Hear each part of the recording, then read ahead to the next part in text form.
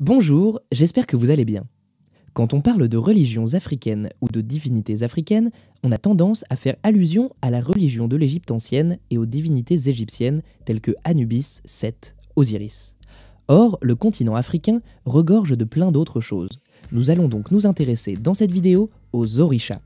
Nous allons expliquer ce que c'est qu'un orisha, la religion Yoruba, les influences des orishas hors Afrique, les types d'orishas, et enfin, nous allons essayer de présenter quelques orishas. Qu'est-ce qu'un orisha? On peut dire qu'un orisha est une divinité. Pourtant, définir un orisha comme une divinité ne rend pas justice au concept, en grande partie parce que le terme divinité suggère souvent une sorte d'entité surnaturelle anthropomorphe. On peut dire qu'un orisha surgit lorsqu'un pouvoir divin de commander et de faire bouger les choses converge avec une force naturelle, un ancêtre déifié et un objet qui témoigne et soutient cette convergence et cet alignement. Un orisha est donc une unité multidimensionnelle complexe reliant des personnes, des objets et des pouvoirs. Les orishas sont vénérés dans la religion Yoruba, du Nigeria. Ils sont également vénérés par certains peuples du Bénin, du Ghana et du Togo. Les orishas hors Afrique. Au cours des 18e et 19e siècles, des milliers de personnes en Afrique de l'Ouest ont été réduites en esclavage, déracinées et transportées vers les Amériques, en même temps que d'autres ethnies originaires d'Afrique centrale et d'Afrique de l'Est. Dans certains endroits, des Caraïbes et d'Amérique du Sud, ils ont pu rétablir le culte des orishas et le maintenir pendant l'esclavage et après son abolition. Dans les environnements sociaux et culturels des Amériques, le concept d'orisha a subi des changements subtils mais significatifs. La dévotion d'orisha est devenue une profonde influence sur l'émergence des nouvelles religions telles que le vaudou en Haïti et le santeria à Cuba et le candomblé au Brésil. Les croyances Yoruba ont été influencées par la religion catholique et l'ont d'ailleurs elles aussi influencé tout en recevant d'autre part l'influence des croyances du centre-ouest de l'Afrique, des régions du Congo et de l'Angola. Dans le cas pour la religion Palo à Cuba et en République dominicaine, la religion candomblé au Brésil et les rites pétro du vaudou haïtien. La spiritualité ancestrale Yoruba. La spiritualité ancestrale Yoruba est basée sur la croyance qu'il existe un monde invisible qui est en interaction constante avec le monde visible. Ces mondes, le visible et l'invisible, proviennent de l'initiative d'un créateur suprême et unique qu'on appelle Olorun ou Olodumare. Olorun a créé des entités à qui il a donné certains de ses pouvoirs et qu'il a missionné pour créer la Terre et les créatures qui la peuplent, dont les êtres humains. Il est de nature neutre. Sa position est si élevée qu'elle ne peut être liée aux préoccupations matérielles des humains. Selon la spiritualité Yoruba, Ife est le berceau de l'humanité. C'est le point de départ de toute la création terrestre. En matière d'adoration, le Yoruba s'adresse aux orishas. Les Yoruba n'adorent pas Olodumare. Vous ne verrez nulle part un temple, une icône ou un culte particulier qui lui est consacré. Les humains adressent donc tous leurs besoins aux orishas. Type d'orisha. Le savant nigérian Homo Sadé a divisé les orishas en 3 catégories. Les divinités primordiales. Les divinités primordiales sont celles qui existaient bien avant la création du monde tel qu'on le connaît aujourd'hui. Certains de ces orishas sont primordiaux dans le sens où ils existaient avant la création des êtres humains. Ensuite, nous avons les ancêtres déifiés et enfin les forces et phénomènes naturels personnifiés.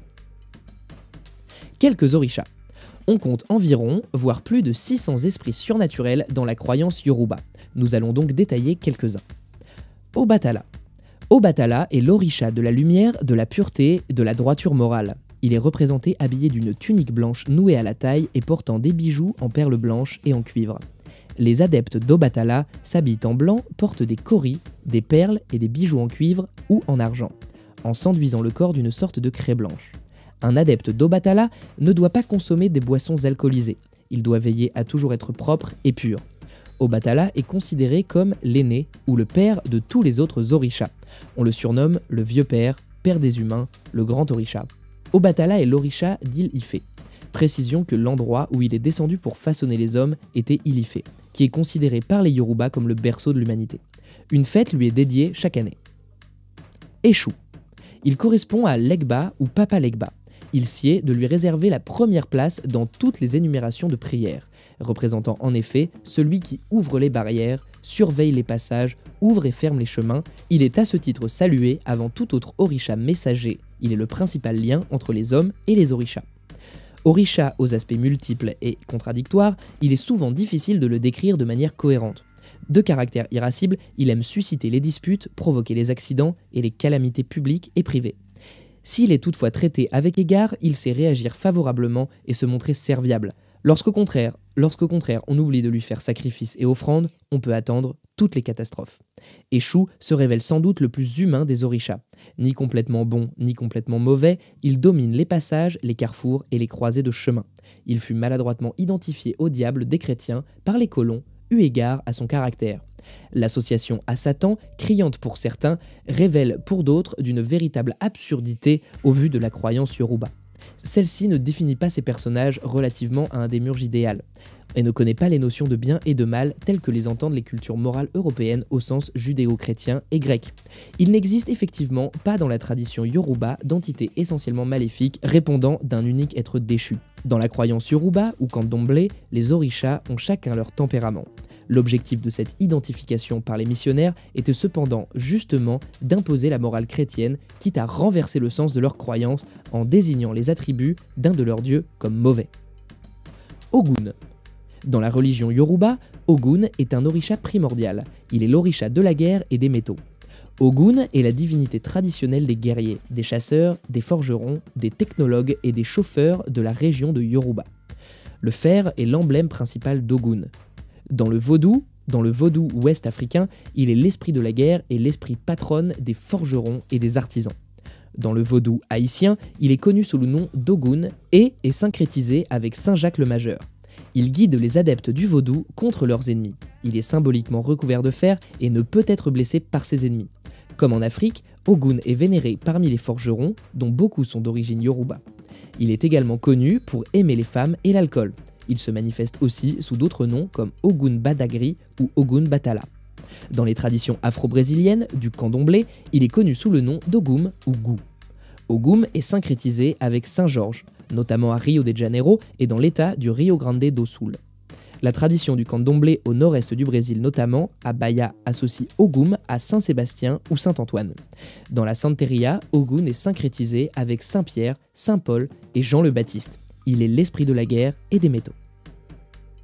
Yemoja. Elle est la mère de l'eau et des poissons. C'est la patronne de la vie, de la femme, de la rivière Ogun.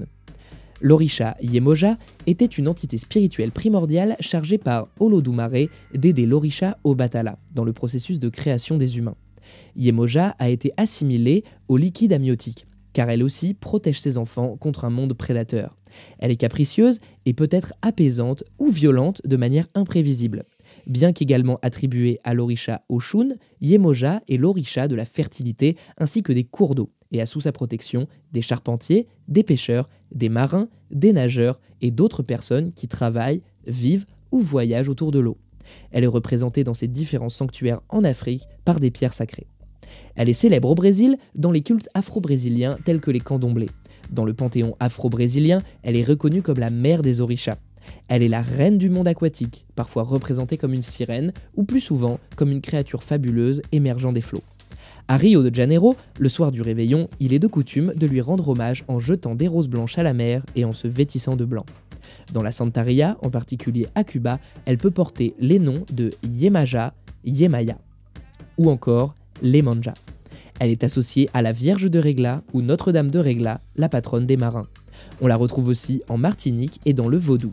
Elle existe aux États-Unis sous le nom de Yemala, Yemana ou Yemoja. Oya. C'est l'orisha du fleuve Niger.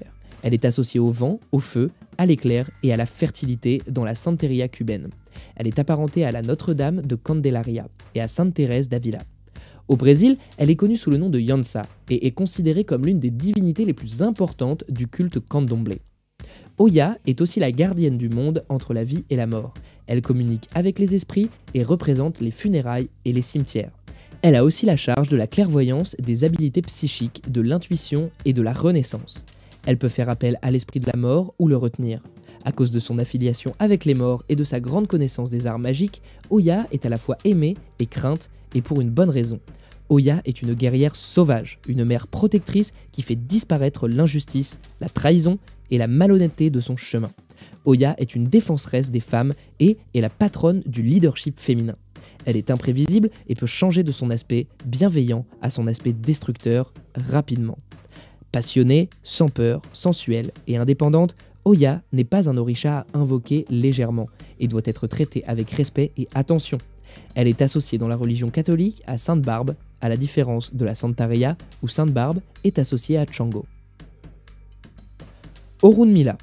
Orunmila est l'orisha de la divination de la sagesse, de la connaissance, du destin, des prophéties. C'est un orisha majeur, il est surnommé l'adjoint du Tout-Puissant ou témoin du destin. Il est considéré comme un sage parmi les orishas.